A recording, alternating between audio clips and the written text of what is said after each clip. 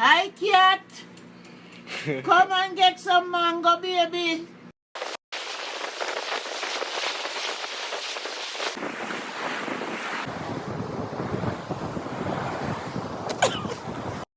One, two, 1, 2, 3.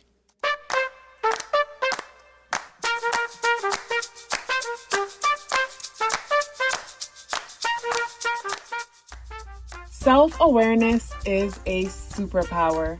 My name is KathyLaDonna. Welcome to Soul and Vibration.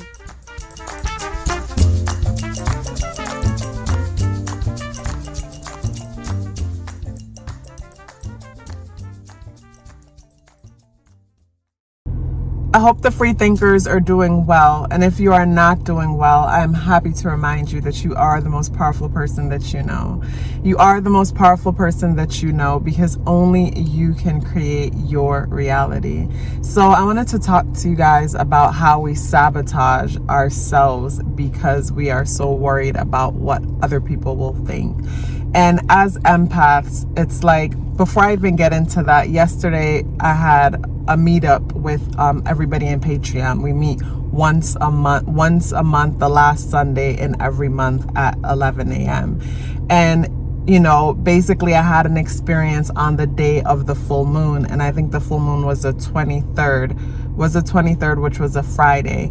And the full moon tends to intensify things, like it shines light in areas that are normally dark. When we're able to act like something doesn't matter, the full moon amplifies that energy, and we can't pretend as if it doesn't matter in that moment. We feel it intensely.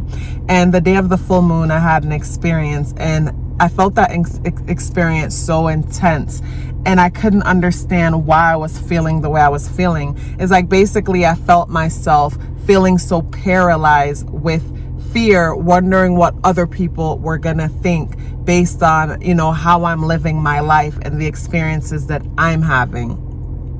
And I kept wondering, why do I care so much? Why does it bother me so much?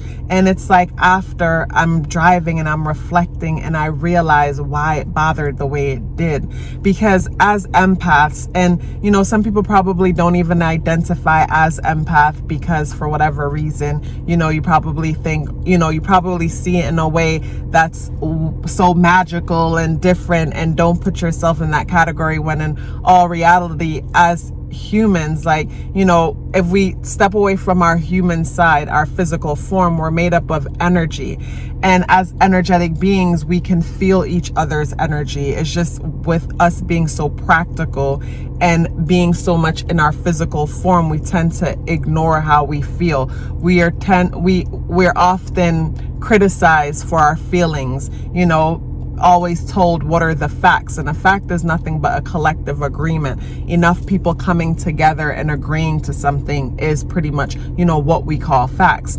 But anyways, I was sharing in the meetup group about how I was feeling about something, and I realized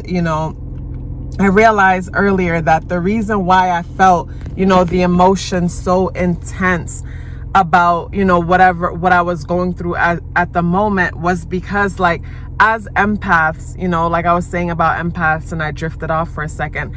As empaths, we feel things so deeply.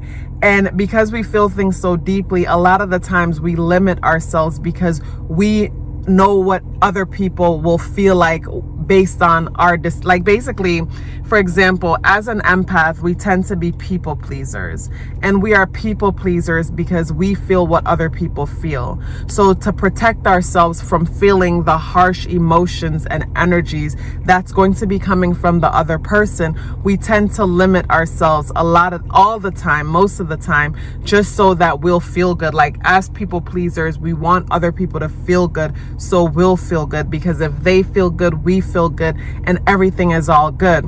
But a lot of the times when it comes to success, we'll limit ourselves when it comes to success because we don't want the backlash from others. And as humans, you know, survival depends on us being a part of groups. You know what I mean? So because survival depends on us being a part of a group, when you're in the group, you don't want to stand out amongst the group if you're not the leader of the group, because there's consequences whenever you stand out amongst the group. It's like what I was thinking when I was having my moment, it's like I felt like, imagine a field of grass is here and your head is popped up higher than the field of grass. With your head popped up higher than the field of grass, it's easy to get your head chopped off because it's higher than the field of grass. It's not blending in with everything else around you. And because of that fear and the consequences of not blending in, we tend to limit ourselves so we can please everybody else. And it's like you have to get to a point where you ask yourself, like, what's more important? Because as humans here experiencing, the physicalities of this physical realm, which is not all physical, but we tend to dwell and focus more on the physicality of it. It's like we're here to have experiences. And it's like when you become an older person where you're in your bed and that's it for you when it comes to creating experiences, and all you have is your memories to reflect on. Will you be content with the memories that you made, or will you be laying there saying woulda, shoulda, coulda, like, I wish I did this different, I wish I did that different, I should have did this, I should have did that. See, that's something that I don't want for myself. I don't want to get to a point where I'm stuck saying would've, should've, could've, I should have did this, I would have did that, but this person didn't let me, or that person didn't let me, because no one's stopping us from doing the things that we truly want to do, the things that we are called to do. No one's stopping us from doing it. Only person can stop us from doing whatever it is that we want to do is us stopping ourselves. So whenever you find yourself like, feeling the need to protect other people's feelings because you don't want them to feel offended because of your actions, because of your decisions. It's like, in the group, we're having a conversation and someone had something that they should be celebrating, but they didn't feel comfortable celebrating it because, they didn't know how other people was going to feel and react to their good news. So it's like we feel guilty about our good news and we play our good news down because we don't want other people to feel any type of way about it. It's like, for example, you start a business and your business takes off. Your business is doing well. Money is no longer an issue for you. You don't have to get up and go to work anymore.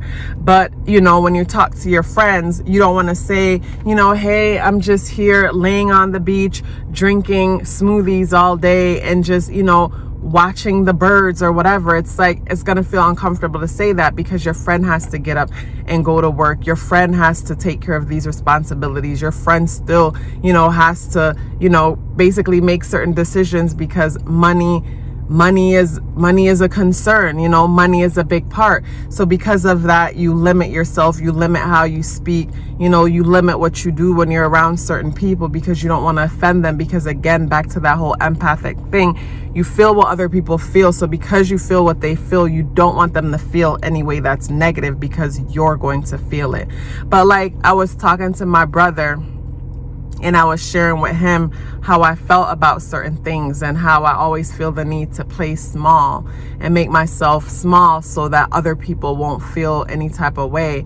And the day of the full moon, I felt that emotion intensely because the full moon illuminates everything, and certain things that I'm able to hide from myself, I couldn't hide those things from myself anymore. And I realized how much I fear rejection when it comes to other people, even if it's an emotion of rejection and they're not outright like rejecting you by saying, I don't mess with you, I don't rock with you. It's like, it's weird because there's a part of me that don't care.